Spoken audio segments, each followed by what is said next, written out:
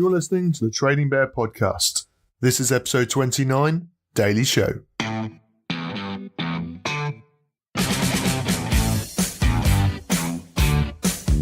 Mystery player. Position. Midfielder. Start price. £1.37. Current price. £1.84. PB. 1p. MB. 0. Dividend yield. 0.7%. Welcome back. Thanks for joining in.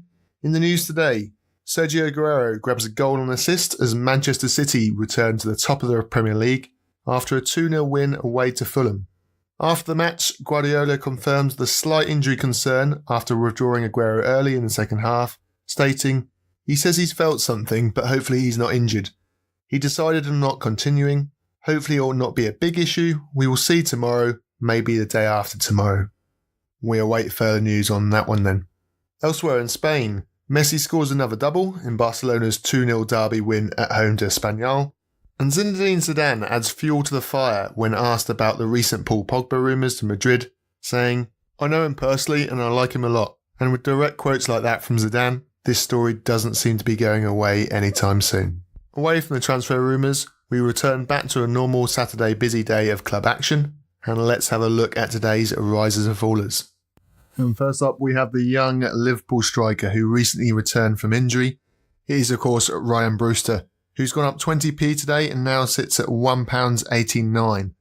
The reason for that, quite simply, was for his 2 goals he scored in Liverpool's under-23 match on his return from injury earlier this week, with the second in particular catching the eye, and you can see that on my Twitter page. A great curling effort from outside the area. So he joins the ever-growing list of hyped youngsters, although at least this one has earned multiple plaudits from his current manager in Jurgen Klopp, and Jurgen Klopp had this to say on Liverpool's official website. "He's grown as a person in that time when he's been out injured, and he's grown physically as well. He's a different stature when you look at him now. Now he's a proper man. When he got injured he was just a boy, and all will be good. With a little bit of luck, which you always need, we will have a lot of fun with him." So promising quotes there from Klopp, but as always with these young players, that promise needs to be turned into actual results. And it's thought he might get a chance to showcase his talent towards the end of this season. As for his playing style, for those that haven't seen much of him, the player himself compares his playing style to that of a mix between Luis Suarez and Robert Firmino, encompassing hard work, showing quick feet, a team player with an eye for goal. One to definitely watch then, as his talent develops. Elsewhere, rises across the board for today's scorers, including Max Kruse and Rashica at Werder Bremen, as they continue their challenge for a top 4 spot in the Bundesliga. Bernardo Silva saw a 16p rise for his goal and assist in Manchester City's victory today, and everyone's favourite Mario Balotelli, he climbed 9p to sit at 59p for his 2 goals in Marseille's 2-2 draw with Angers today. So who didn't have such a good day today? Well, for that we turn to the Bavarian capital of Munich, as Bayern were frustrated in the efforts, only coming away with a 1-1 draw away to Freiburg today. And as a direct result, they now trail Dortmund by 2 points at the top of the Bundesliga, after Dortmund themselves grabbed 2 late goals in their 2-0 home win over Wolfsburg. As a consequence of that 1-1 draw, Kimmich and Thiago both dropped in price, both by 5p, and now sit at £2.48 in Kimmich's case, and £1.99 in Thiago's case. And we stay in the Bundesliga for today's other major faller, and we head over to Leverkusen, and Leverkusen's winger Bellarabi, who fell down 6p and now sits at 41p. Sadly for Bellarabi, he suffered a season-ending thigh injury in Friday night's 4-1 loss to Hoffenheim, with Leverkusen confirming there's no need for surgery for the 28-year-old, but nevertheless it's the end of the road for Bellarabi this season. The likes of Havertz and Brandt also endured a difficult day on Friday. However, Kevin Volland, the striker, did at least grab a goal. So those were today's major risers and fallers. Let's head into your questions now. And today's first question comes from Max Holborn via email. And Max wants to know, "I heard you talk about the footie index graph on the previous episode. Could you explain what the footie actually is, please, and why this is useful to look at, if indeed it is at all?" Thanks for your email, Max. So, the footie, what is the footie? Well, essentially, it's the market capitalisation of the football index as a company, i.e. it's the total shares of each individual player multiplied by their current price, and summed all together, to give you a current price point of just over 80,000. Now the footie itself started at a base of 1,000 points, and as for how many shares are actually in circulation for each individual player, well, that hasn't been made public, and something only Adam, Mike, Kieran and the rest of the board at Football Index will know. To make that a little bit clearer, if we just have a look at a basic example, so let's say that Neymar was currently priced at £10, and there were 10 shares in circulation of Neymar. That would give Neymar a market capitalisation of 100. £10 times 10 shares gives you a figure of 100 points.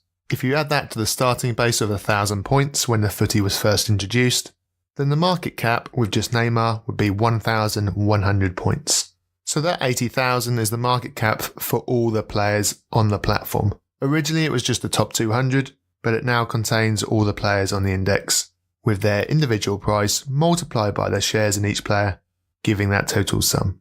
As for the number next to that 80,000 on a daily basis, so for example, at the time of recording, the overall footie stands at 81,168, and the number next to it says 456.41.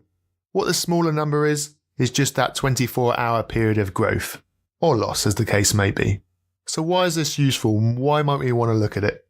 Very simply, Max, purely as it gives us an indication as how traders are feeling about the market at the moment in time. Now, like any market, the 24-hour figure is going to go up and down. Sometimes it will be positive, sometimes it will be negative.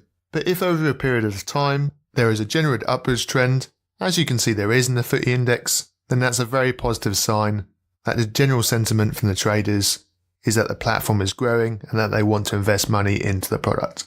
So by all means, it's far from being essential to look at the footie index, Max, but it does just help provide what the general market sentiment is towards Football Index over the selected period of time.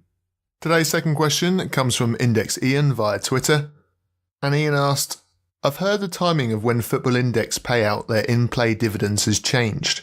Please can you confirm when these are now paid out? Yes, Ian, you are correct. The timing of when the in-play dividends will be paid out is set to change in the very near future. So currently, if your player scores a goal or assists or keeps a clean sheet, whatever the case may be, then those dividends are paid out on a weekly basis on Wednesday. So if your player scored on a Thursday, you'd have to wait 6 days until you actually received that dividend payout. That is now set to change on Wednesday the 3rd of April. All in-play dividends will be paid on a daily basis. So if it's a Champions League night, Ronaldo scores at 9:30, you buy Ronaldo there and then, you'll get your dividends 2.5 hours later, minutes after midnight. Football Index have been very keen to make this change as soon as possible, to make that dividend as tangible as possible, to encourage new traders so they get that instant reward. I think any move where dividends are paid faster and quicker is a great move for the index as a whole, and certainly with the rise of the dividends with a huge focus on the in-play market is certainly where Adam and Mike want to push the product in the future. And we've already seen examples of this in today's matches, with the rises in Balotelli, Cruz, Rashka being examples of this.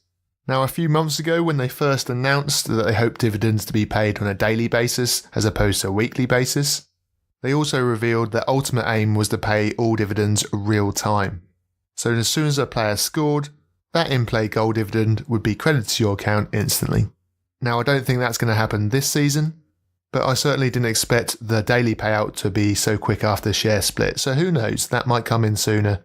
But realistically, I would have almost thought for certain you're looking at next season until instant payments come out. That's it for this episode. You can download and subscribe to the show on iTunes, Spotify and Podbean. Head over to the website to send in a question, tradingbearpodcast.com. Alternatively, you can find me on Index Gain or Twitter under the name Trading Bear. Thanks for listening and stay tuned for the Mystery Player.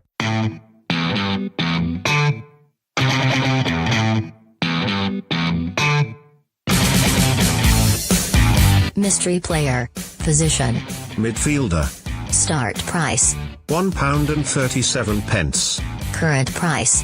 £1.84. PB. 1p. MB. 0.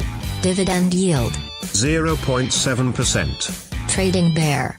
Today's mystery player was Philippe Coutinho.